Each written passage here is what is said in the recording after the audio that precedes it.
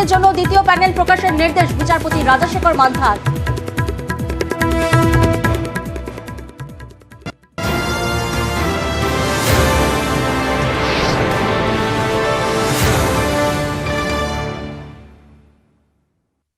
Nirmala ji, thank you very much once again for giving us this exclusive, very special interview like every year after the budget. Through our News 18 network, through CNBC, CNBC Awaz, CNN News 18, you will be able to reach every nook and corner of the country, and investors are glued into moneycontrol.com, tracking every twist and turn of the budget. Thank you so much. My first question, a somewhat obvious question, no SOPs, no populist measures. Even in 2019 interim budget, the government had announced some SOPs, like tax rebates. There were some announcements for the farmers, but none this time. Seems like a very confident Prime Minister going into 2024 elections. You've never looked more relaxed to me before. What was going on in your mind while drafting this? Well, thank you for having me after the budget, like every year.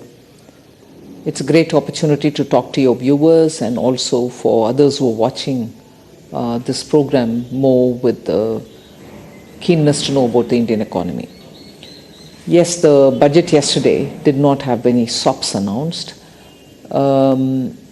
We treated it like a true vote on account, an interim budget before an election, and also an interim budget which is being presented with the clear understanding that the several programs which were launched with empowerment of citizens in mind over the last 10 years are reaching the ground, and the beneficiaries are already on their own speaking about it. The power of word of mouth is very strong. So when a beneficiary gets truly the benefit and without any middlemen playing a role in it, they really understand that the intent of the government is what they've said is what is getting executed. So I place a lot of trust in the word of mouth, which has helped in schemes like Ujjwala, PM Awas Yojana, PM Mudra Yojana, Swanidhi Yojana, all of which have benefited the small households, small people who want to do their business and who don't have money to give for collateral, no properties to give. So this government has actually, because of the vision with which Prime Minister is committed to serve this country, is actually serving the common people in letter and spirit. And that is recognized by the people themselves. It's not as if you're saying and you're showing target numbers, you're showing achievement numbers. No. The people in the ground are saying about it. I've got it. And so is my neighbor. So is the neighbor of that household and so on. So, and that is why I have used an expression, and I mean it when I've said it, that this is secularism in action. This is where we have not shown any difference between members belonging to this community or that community, this religion or that religion, or somebody's relative and not relative. No difference. The project reaches the ground for everybody who deserves to get it. And if they are eligible, they get it, irrespective of who they are. And therefore, in every way, the principle of empowerment, the Sabka Saath, Sabka Vishwas, Sabka Vikas, has been executed in every way. And that is the sense of confidence that the blessings of the people are not just at the time when we gave promises, but the blessings are even now coming in abundantly to say, yes, you've kept up your word. It is what the Prime Minister has also been talking about, the four castes, as he calls it. That's right. The poor, women, farmers, youth. So I think that is the cornerstone of this part, of this speech.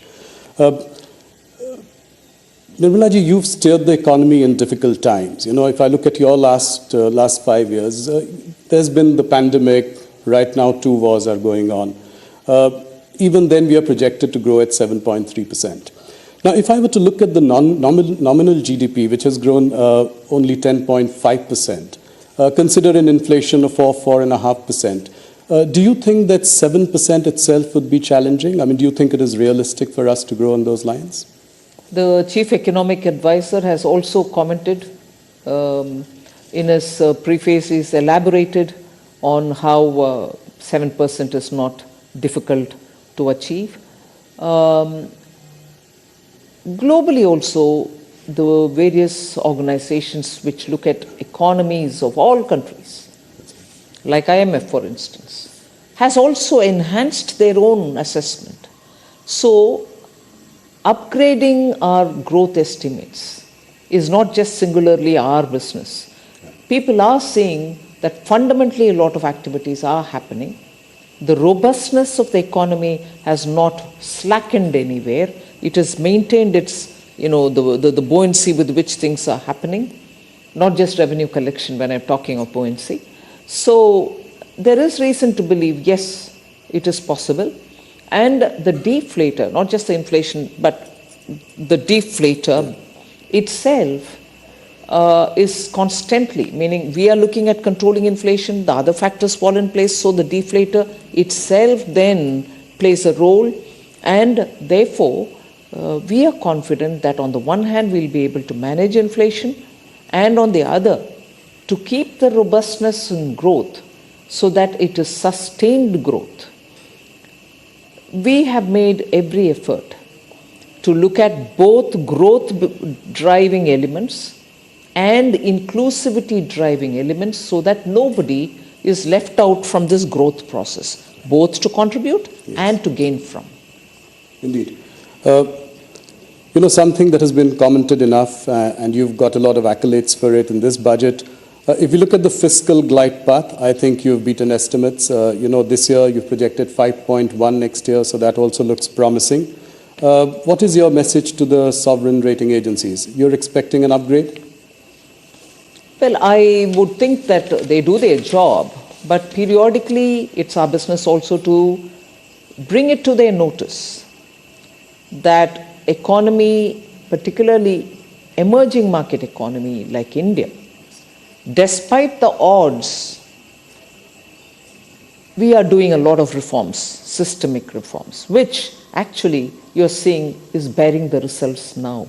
If only Prime Minister Modi hadn't pressed the pedal, let's say the revving pedal, the accelerator during COVID, even as we are managing COVID, we will have to attend to reforms and continue doing the reforms. The Atmanirbhar Bharat announcements were all infused with so much of reform measures. Otherwise, we wouldn't have eliminated more than 68,000 rules, which were just so archaic and were becoming instruments for rent-seeking people. So, systemic reforms have continued. Whether it was pre-COVID, GST and IBC, together with very many other reforms like professionalizing public sector banks and so on, the emphasis on reform has given us adequate rewards, and we'll continue doing that. That is why even in the budget, we have emphasized on transparency. We have emphasized on getting everything on board the budget process itself, rather than keeping it outside of the budget or underneath the carpet. These are not small steps, and that has been consistently done in the last 4-5 years. And before that, as I said, IBC or banking reforms, the 5 major recognition, ours as we say, of the problem. So to list it, there are so many, some small, some very big. The small ones having very big implication in making the economy much more cleaner and open and transparent. The bigger ones which are bearing results in terms of the money that you collect in GST. These are not small steps. So that is the one which I would play as important indicators which rating agencies should look at comprehensively, rather than look at just one detail here, one detail there. Macroeconomic stability is also very well kept up. No, glad you mentioned reforms. I think big message coming from you that the government will continue on the road for reforms. what are the, and I've said this to you before, that, cutting the rich tax last year, in an election year, before that, cutting the corporate rate tax. I mean, you've taken some bold measures.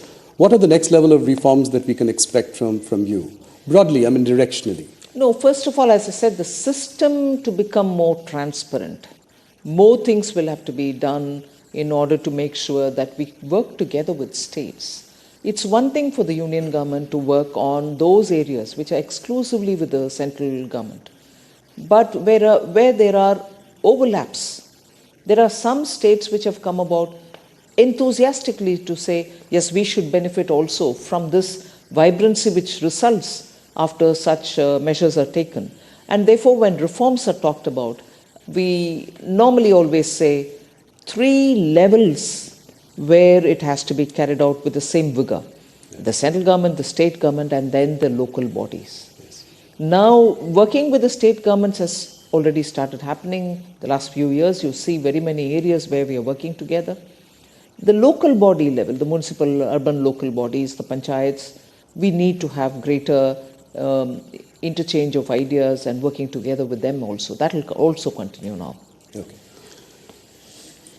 Finance Minister, if I were to ask you this one question, with the exception of Air India, no strategic privatization has taken place, any significant. Whether it is IDBI, Concor, SCI, banks. Why has your government sort of repeatedly kind of underperformed on this disinvestment aspect? I mean, is the thinking changing within the government? Are you looking at sort of strategic sales and not maybe offer to sell completely? Is there some shift in the thinking?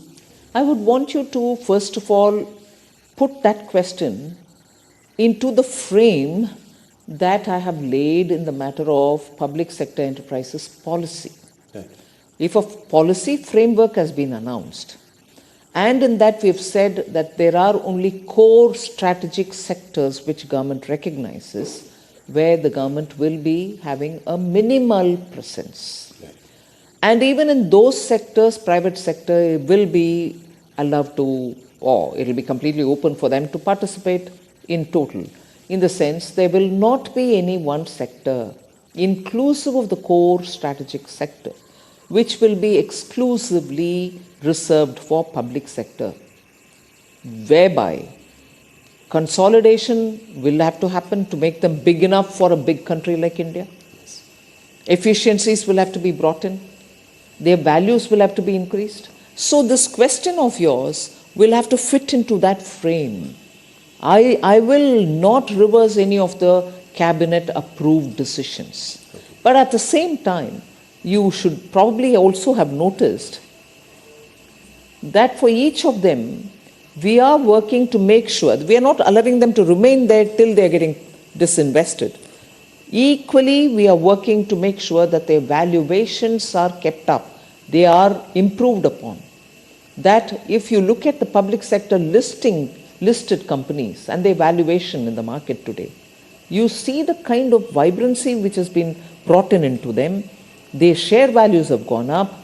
The dividends are even much better than earlier. Absolutely. So, disinvestment is one thing, but in bring in value to them and make sure that the markets look at them absolutely favorably. No, in fact, the public sector companies have done really well, and public markets are also where they are. Would you consider sort of diluting your stake maybe to 49% in some of the companies? Thereby, they are not government owned, but at the same time, you have best of both the worlds. And the valuations could go up even further. No, certainly. That is not something which has been denied earlier, meaning as a matter of policy. But in many ways, we are already, you will see periodically, the DPAM department which takes care of the disinvestment has slowly, in trickles, released a lot of government's shares into the market so that private ownerships can come in and they can take hold of those shares. So that is happening already, and we'll certainly like to make sure that greater participation, public ownership of in companies like, let's say, SBI or ONGC, I mean, this could be another possibility. Absolutely. Thank you. One of the big ideas this budget, which struck to everyone as a big idea, has been the announcement of a corpus of 1 lakh crore, to provide interest-free or low-interest sort of loans for research and innovation. Can you elaborate a little bit on this? How will this work? Will there be a separate sort of entity managing this? How will it go forward? Yes, certainly. I first of all would bring in a bit of a context to this. It's not as if we are doing it now for the first time. Earlier too, there were several funds within different departments like the science and technology. They had a CSIR, its own. Funds were all over the place. You had them doing supportive activities for innovation, each from their own side. 2 years ago, I remember announcing the National Research Foundation, which brought together all these thinly spread resources to one pool, and from there, each of the department would claim whatever they would want to fund in terms of innovation supportive activities. But what we've now done is, they may remain so, but the government would now bring in a kind of a institution or a vehicle which can take this 1 lakh crore, which will be given to them next few years in total, as an interest-free corpus amount. Using that, they can then identify innovation-related exercises which are happening in private sector and fund them. I may give this interest-free 50-year loan to the corpus, but the managers of that fund will then decide to whom at what cost should they give it. The cost may vary depending on the risk factors and the judgment of the professionals who will manage it. But it's certainly a fund from where private innovation will be supported. Got it. I'm sure you'll be asked this question in future, but the allocation for capex at 11.1 lakh crore, does it seem like a lofty goal, considering that you could not even do 10 lakh crore in this year? No, but not really. I mean, we've done only 2 lakh, 3 lakh. That's not the case. Yeah. We're closer to 10. It's also because absorption has its own limits, whether it's the states or the departments within Government of India. When the capital expenditure is undertaken through the outlays given to them, it is only that much within 12 months that they can do and not beyond. So sometimes reaching the target, however ambitious it is to the last mile difficult within 12 months. Had we given them a few more months, they will probably even complete that. But the condition for these capital expenditure, which I have announced since last 3 years, is that amount should be utilized within the year. So many of the state governments which take the money, which are very good in implementing, in fact, I find states very enthusiastic in wanting to avail of this facility. The difficulty comes that if you restrict them to using it within 12 months, and which is what we aim at, we want them to use it within 12 months. So I'm not saying restrict in that sense, but within 12 months when you are expected to spend that money, there are times when completely utilizing it becomes difficult. They partly use it. That is why 10 lakhs you might reach 9.2 and not touch 10, but achieving 9.2 within a matter of 12 is, I think, good enough. So to increase it to 11, I'm very hopeful it will definitely get used. And the amounts which are being given to the states are also having high utilization. Nirmala ji, if I'm right, we get a sense that there is an indication of tapering of government spending. I know we've discussed this in our last interview as well. You expect private sector also now to do some heavy lifting.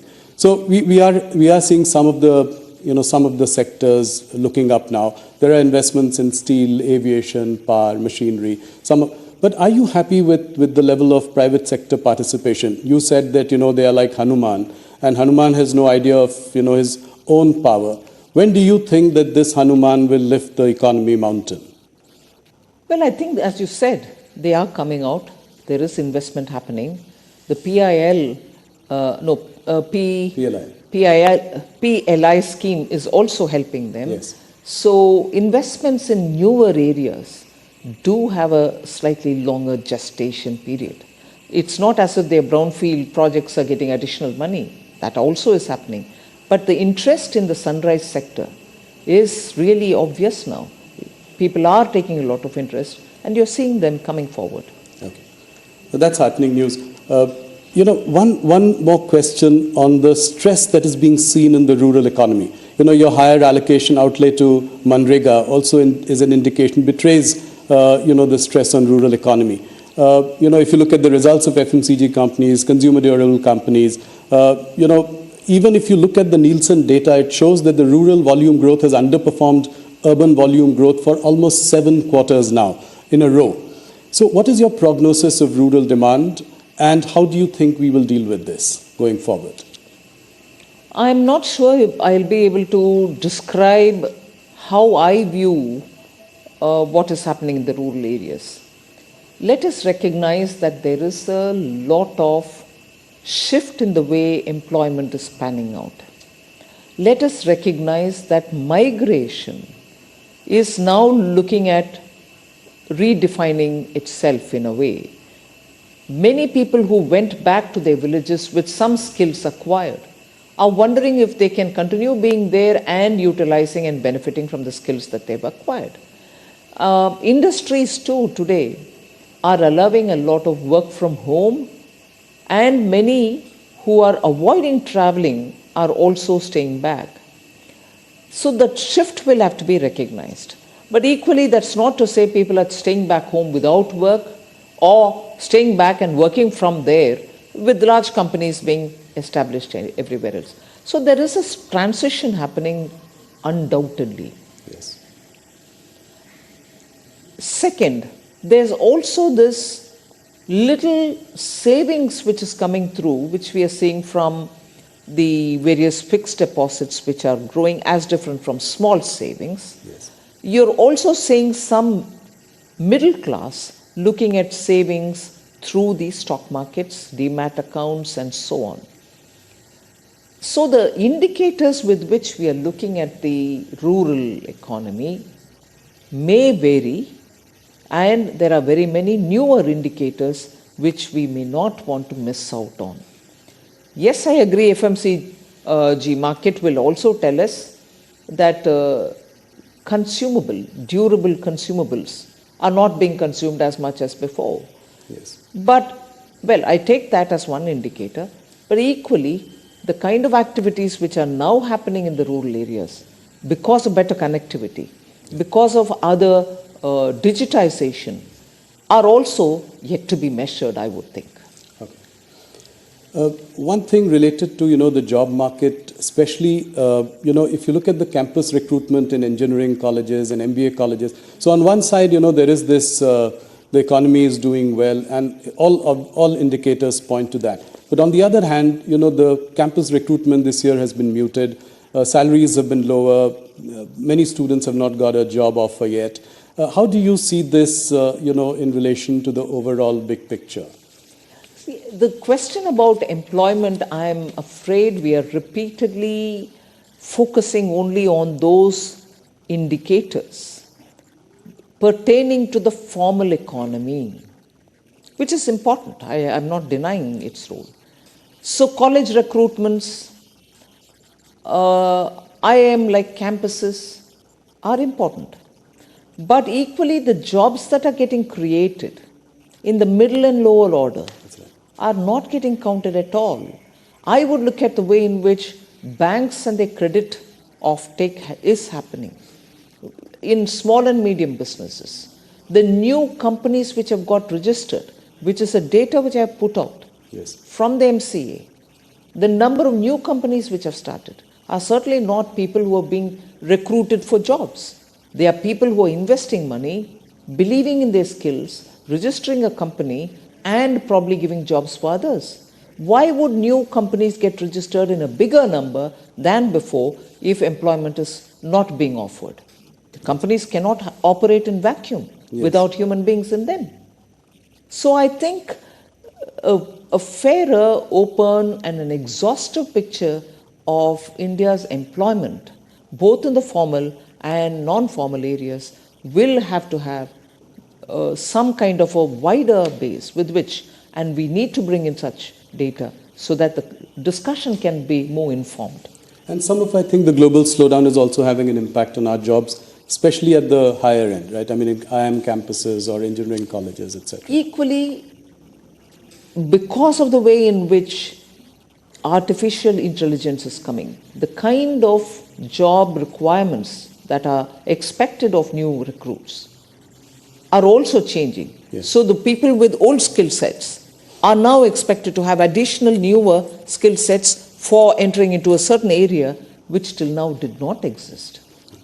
So we are lots of calibrations are required in understanding this. That's right. Yesterday in your budget speech, you were very appreciative of, income tax payers. In fact, the number of income tax, people paying income tax has gone up. Collections are up 2.4 times.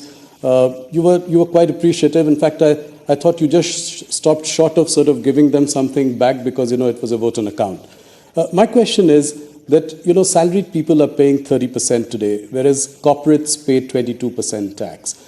In the longer term, directionally... Corporates meaning as an entity, yes, the company. That's right.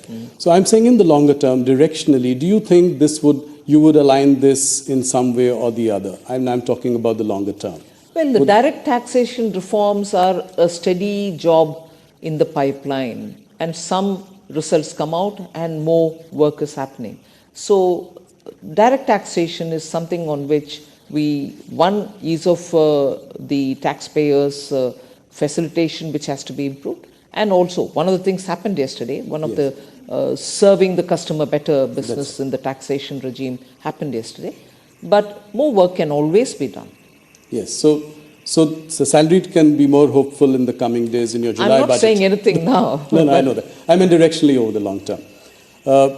You managed inflation very well in the past few years. What about food inflation? That's really pinching the common man. Pulses are up 20%, vegetables 27%. Any plan to sort of rein in food inflation?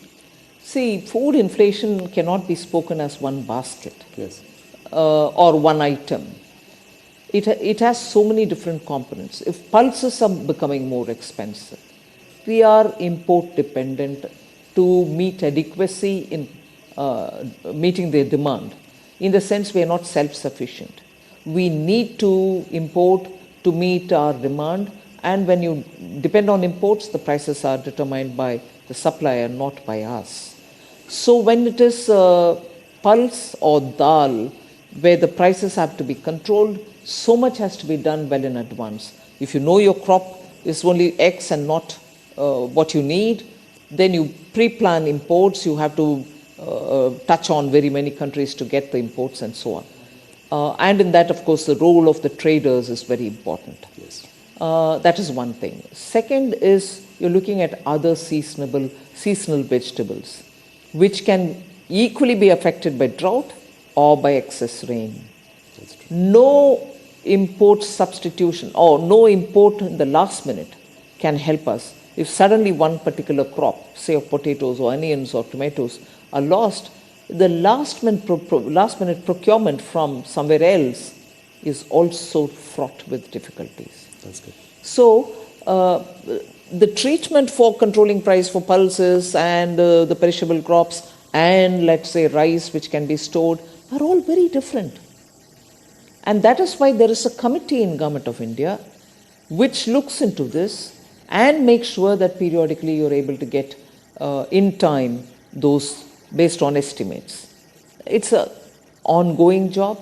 It's not with a deadline. It has to keep happening. Yes. And I think largely the committee has been successful. Otherwise, we couldn't have been closer to the policy range. That's right. I had interviewed the Prime Minister in 2016, as early as that, and he spoke about the white paper. He said that we should come out with the white paper because we inherited an economy which was in the fragile five. And that was early, just 2 years into the government. And what we had to really do to drag it out of, the levels it had reached. You spoke similarly yesterday about a white paper, and you said it was a Herculean task to bring the economy back from the brink. What is the idea behind the white paper? Why now? And will it be another stick to beat the opposition with? See, you're right in pointing out that the Honorable Prime Minister has spoken about it even in 2016 in your interview. Then it was so many different sections of our society themselves suggested to us that you better bring a paper out, white paper out. to say why Indian economy has reached the fragile five, to say why our banks had become such a black hole. Nothing could be restored of the banks. Banks were all in deep trouble. Look at the number of NPAs and the value of the NPAs, meaning what was the original value and to what extent they had reached almost close to valueless positions. So whether it was your banks, whether it was the overall economy, whether it was defense procurement, whether it was a vital sector of telecom, why? Even minerals.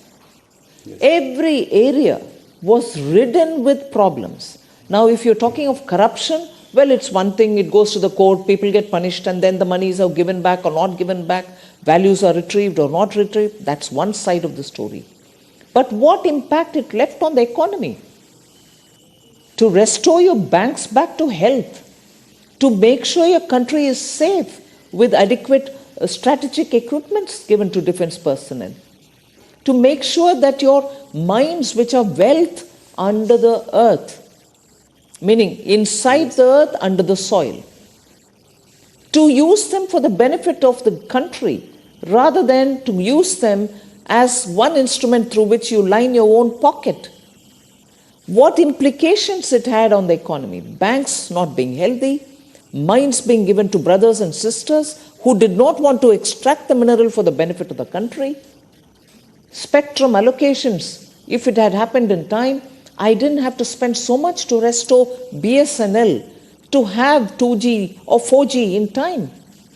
And what implication does it have on the country when 4G is not available in time, whereas the whole world is talking about 5G? Yes. So the kind of impact that it had, the mismanagement, it is not just talking about, policy paralysis for a fragile five. It's talking about every one of these steps, which one in morally, which number one, morally was immoral, in the sense was not right, and equally the kind of positive effect, if it had happened very well in a transparent fashion, it would have had on the economy. We lost 10 glorious years, and to restore it to that position back and then to pull it up to now get closer to the world's third largest economy is a Herculean task, which I'm grateful this country had a Prime Minister like Modi ji, who single-mindedly said, I will restore this economy back. It's my service to the nation. Yes. Otherwise, it wouldn't have happened. So why the white paper now? Yes. We've had 10 years. And prior to that, there was a 10 years where you saw all this happening. Policy paralysis, corruption, nation losing its endowments, and so on. 10 years under Prime Minister Modi. What kind of course corrections had to happen? What kind of restoring confidence had to happen? What kind of pulling back from rut that had to happen? And equally, making sure you're purchasing the equipments, you're removing BSNL from distress, you're making sure BSNL employees are given their due, you're making sure the country gets 5G, not just 4G. Look at the coverage India has in 5G today. I agree. All this, and to make sure that the investor confidence is not just intact, but is growing, that within a matter of 8 years, I would say, we've reached $596 billion as our foreign exchange reserve. Just compare that with the last 10 years. At least for the sake of the elected honorable representatives who are sitting in the parliament, they should know what was it then, what effort it took to restore it here, and what we should not therefore ever imagine or dream of doing in personal interest, forgetting the nation. Why now? Parliament should know. 2, at that time, had Prime Minister Modi not taken the call that in the interest of our nation, I would not bring it out. He didn't bring the paper then, white paper then, because you put the nation first. You say, if I do it now, I can be happy, but the confidence in our country would have been lost. Investors wouldn't have come. Our own people would have lost faith in the systems. They would say, oh my God, this government will come, eat away and go. That next government can come. It'll do its own, but we're all languishing. The faith in institutions, in government, in leaders, in politics would have been lost in the minds of people. And I'm so grateful that the Prime Minister didn't do it then. He restored it all, put India on such a wonderful track towards becoming third largest economy, and then so that all of us know what it took and what we shouldn't do in the future, this paper. So when do you table it? Well, sooner, I suppose. A passionate reply from you, I must say. Nirmala ji, when it comes to the markets, Nirmala Sitharaman can do no wrong. Last 2-3 years, markets have been on a roll. My question is, can you assure the markets and its participants that there will be stability in the capital gains tax regime? And I ask this question because last year you had tweaked, the debt market, the debt mutual funds in your budget speech. So, is there stability around the corner in the foreseeable future? Policy stability is one thing which Prime Minister really lays a lot of emphasis on. Yes. He doesn't like periodic tweaking. He would tell you it's only 2 years, it's only 3 years, let it play out, let it settle down and so on. So he's never in favor of quick twists and turns. And this is not me saying, people who have observed him for his tenure as Chief Minister will know that the biggest strength under Prime Minister Modi is stability in policy. So that's a singular line reply that I can give for it. Right. No surprises. I mean, long-term stability in policy. Another question, current question. RBI has imposed restrictions on the operations of Paytm Payments Bank. I don't, want to go into the details, but just a question is, what is your message to the fintech industry? Is there more than meets the eye in this case, or are we going to be cautious when it comes to the fintech sector? No, I wouldn't want to comment on any one particular company, but fintech is an area in which all of us are very enthusiastic. India has contributed a lot in this sector. India's contribution in this sector has been globally recognized. Today, if people are looking at solutions, fintech solutions, they are looking to India. Our youth have contributed a lot and built capacities for themselves. This is an area which we'll certainly like to work with and encourage. I'm not commenting on any one company. That's heartening to know for the fintech industry. Thanks for the message. You have been tightening things around. Would you think that the RBI should loosen now? Well, RBI does take its own call, but I will appreciate the RBI for working together with the stakeholders. And they take a call, I'm sure they take a call that keeping growth in mind. They've been steady, I suppose. They'll continue to be steady is my expectation and hope. A few quick political questions. I'm aware of the time. Thank you for answering all our business and economic questions at great length. We are seeing a different side of Nirmala Sitharaman. In the last few weeks, you've also been seen as an aggressive politician. You've turned the heat on your rivals in Tamil Nadu. You said that Stalin's DMK is an anti-Hindu party and that they were forbidding the live telecast of the Ram Mandir Pran Pratishthan ceremony. What do you have to say to that? 100%. I have not said a loose word. I did mean what I say, and I do truly believe that repeatedly they attack on Hindus in Tamil Nadu in layers which are seen and in layers which are not seen have been felt for a long time. I speak very many times about Tamil Nadu with lived experience. Yes. And therefore I don't talk too soon, nor do I speak too indiscreetly. So when I say something, I mean it because I feel it also. I do corroborate with data, with actual ground activities, and then only comment. Unfortunately, if that is the politics of a state party, which has had a lot of ideological support extended to separatist politicians of years gone by. Whether they support it even today, I do not know, but there are periodic voices which come out which are very separatist in tone and tenor. My grief is a national party like the Congress party has been decimated in Tamil Nadu, and today, till today, they are not a position to win an election, even a couple of seats on their own, without being in alliance with one of these parties. BJP is, of course, a beginner there. It's been there since the Jansangh days, and it's gaining strength. We'll continue to work with the people.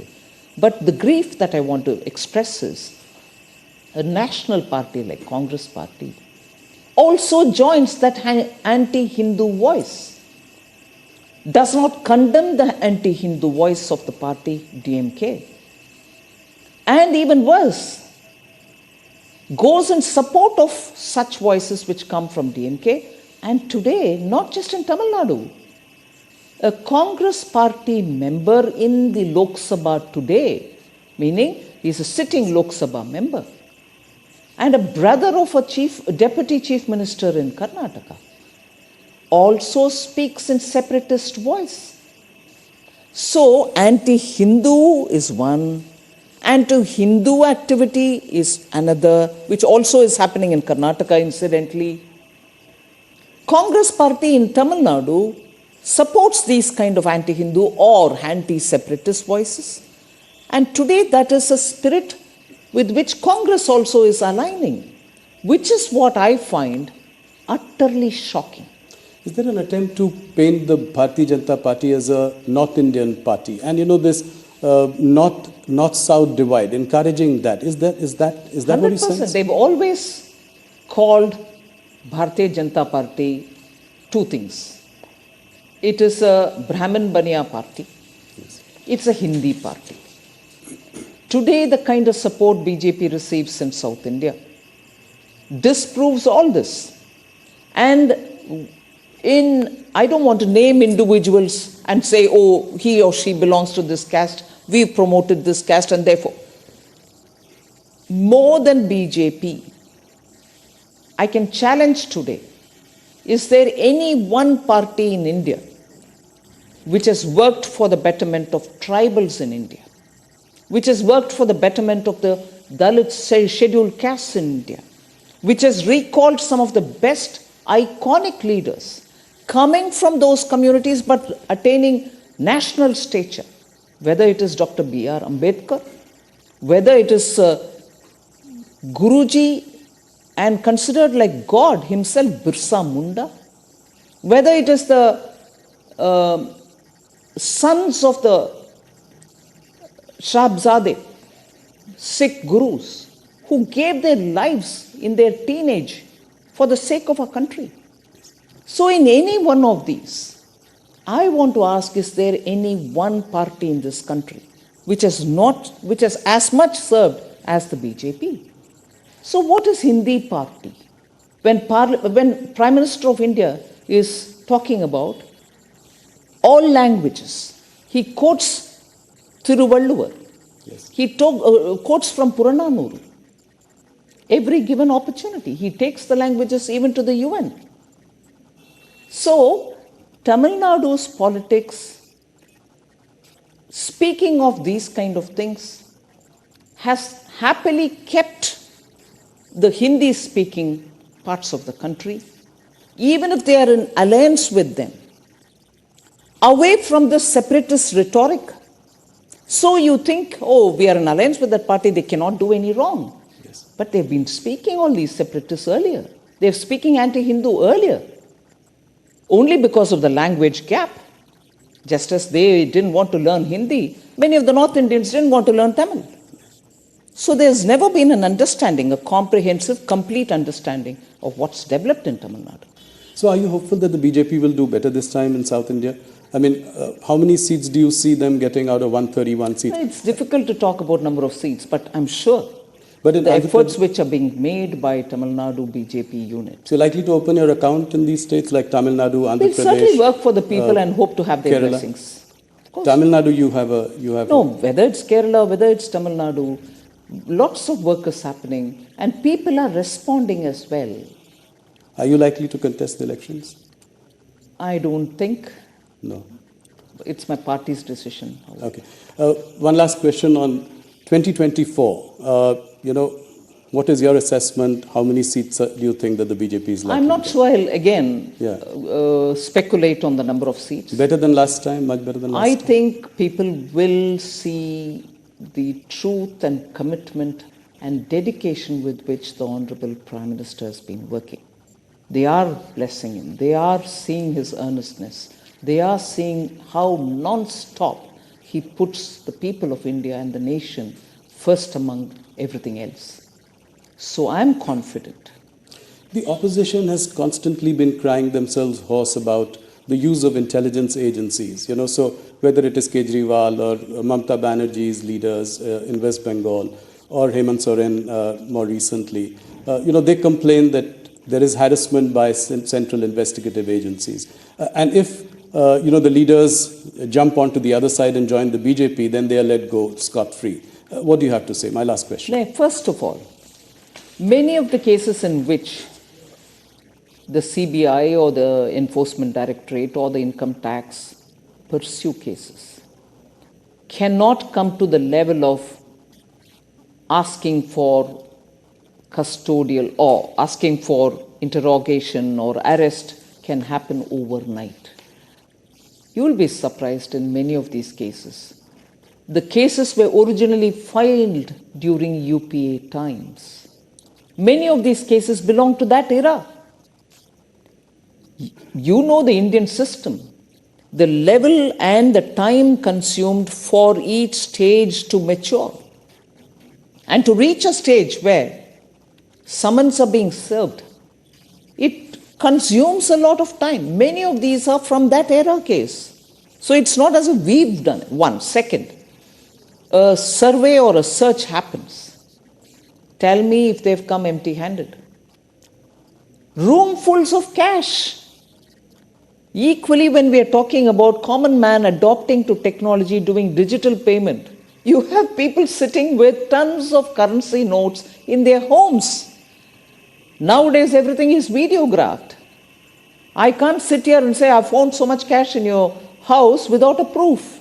The video shows in the bathroom, in the bedroom, in lockers, tons of cash being kept. What explains that? So it's very well to use that as a whip to hit at the ruling party to say you're using the Enforcement Directorate or CBI. These are professional agencies. They take huge time to make their cases compact and ready because everything is now monitored by the court once the charge sheet is filed. Yes. And you have to submit the documents to the court. You can't just go there and say, I found this, I found that. Records prove it. So, era is changing. People don't like to have corrupt leaders. So when the Enforcement Directorate go and knock at the doors and come out with such pictures, common people are seeing it. You may cry hoarse, as you said, saying it is being politically used. I'm sorry.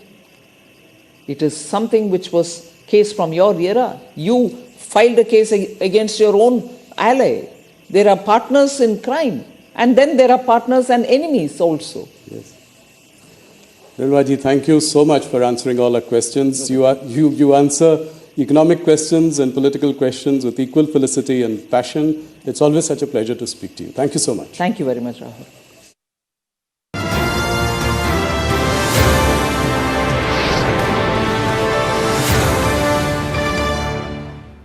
খবর এখন নিবেদন করছে elephant TMT 600 SD এখন আরো extra মজবুত।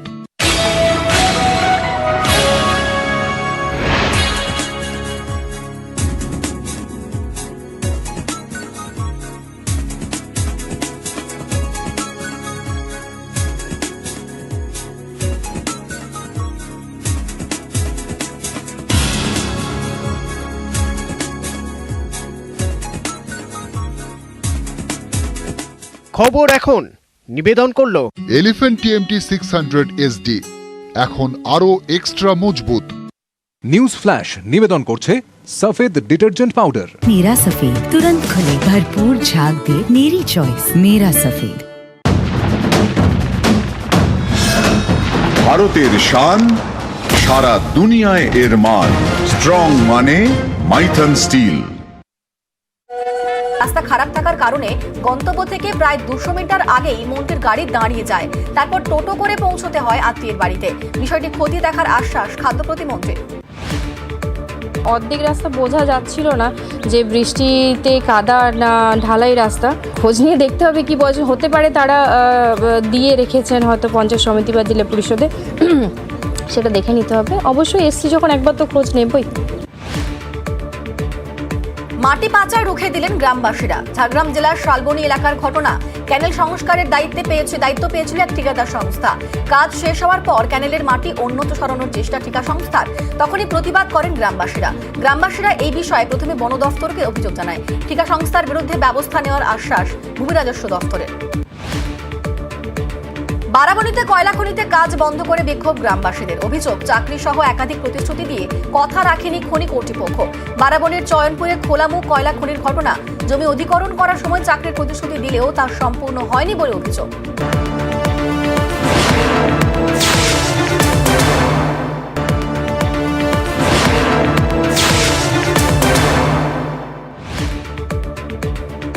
বঞ্চনার প্রতিবাদে ফের পথে মমতা বন্দ্যোপাধ্যায়। আজ থেকে রেড রোডে ধর্ণা।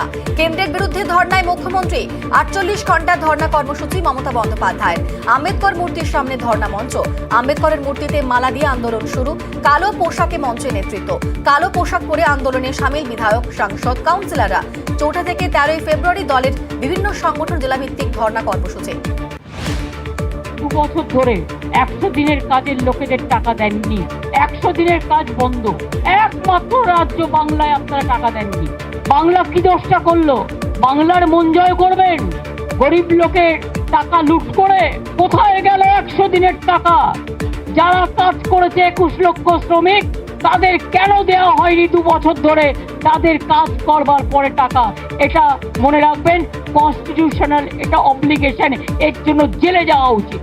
কত টিকটিকি গিরগিটিয়ার আসবে? 156টা টিম এসছে।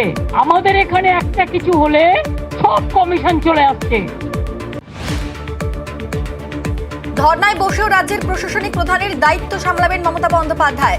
সেই মতো তৈরি করা হয়েছে মঞ্চ। মূল মঞ্চের দুপাশে তৈরি আরো 2টি মঞ্চ। ধর্নার জন্য সরকারি কাজ বন্ধ থাকবে না।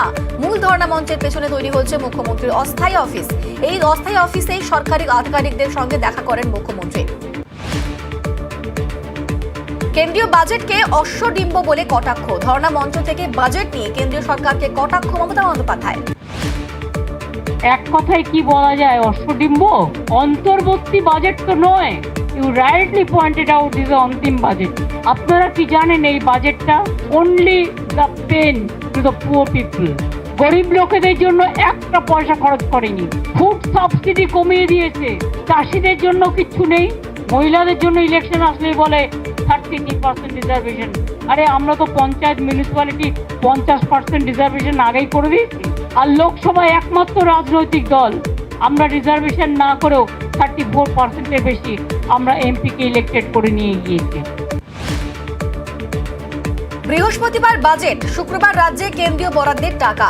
জল জীবন মিশন প্রকল্পে পশ্চিমবঙ্গে বকেয়া বরাদ্দ 951 কোটি টাকা। মুখ্যমন্ত্রীর ধর্নার আগে রাজ্যকে বকেয়া বরাদ্দ 100 দিনের কাজ কিংবা আবাস যোজনার জন্য এখনো বরাদ্দ করেনি কেন্দ্র। রাহুল গান্ধীর ন্যায় যাত্রায় জট। মাধ্যমিক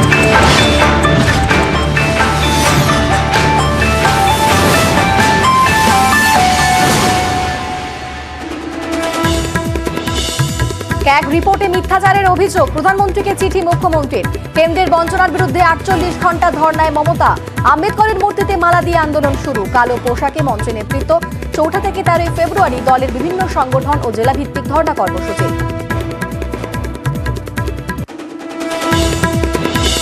ধর্না মঞ্চ থেকে ফের এজেন্সি তোপ মমতা বন্দ্যোপাধ্যায়ের। অভিষেকের কাছ থেকে জন্মের আগের নথি চাওয়ার অভিযোগ। কেন্দ্রীয় এজেন্সি বিজেপির অফিস হয়ে গিয়েছে বলে চড়াশু। 2003-এ হিসেব চাইছে আমার কাছে, তখন তৃণমূলের বেবিটা জন্মায়নি। অভিষেককে একটা লেটার পাঠিয়েছে এজেন্সি, তখন অভিষেক জন্মায়নি। দারুণ, ফাটাফাটি। হেমন্তের গ্রেফতারিতে সরব মমতা, পরিকল্পিত ষড়যন্ত্র, প্রতিহিংসার রাজনীতি বিজেপির। এক্স হ্যান্ডেলে চড়া সুর তৃণমূল নেত্রীর, আদিবাসী নেতার পাশে থাকার বার্তা।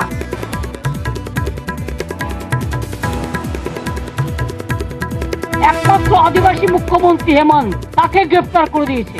মহা মুশকিল ভাই, যা ইচ্ছে করে বেড়াচ্ছে।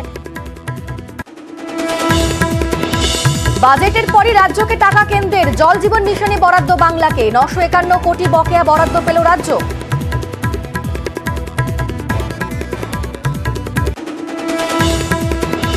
লোকসভার আগে নয়া কৌশল বিজেপি, তৃণমূলের বঞ্চনার অভিযোগের পাল্টা হাতিয়ার প্রাপ্তি। কেন্দ্রীয় প্রকল্পের উপভোক্তাদের খতিয়ান তুলে ধরে রাজ্য জুড়ে প্রচার। 9 ফেব্রুয়ারি থেকে 5 মার্চ পর্যন্ত কর্মসূচি। রাহুল গান্ধীর অ্যাম্বুলেন্সের চালক আটক, বোলপুরের রাজগ্রাম সড়কে এএসপির গাড়িতে ধাক্কা। রাহুলের কনভয়ের 3টি গাড়ি বাজেয়াপ্ত পুলিশের, আটক অ্যাম্বুলেন্স চালক সহ 5 জন।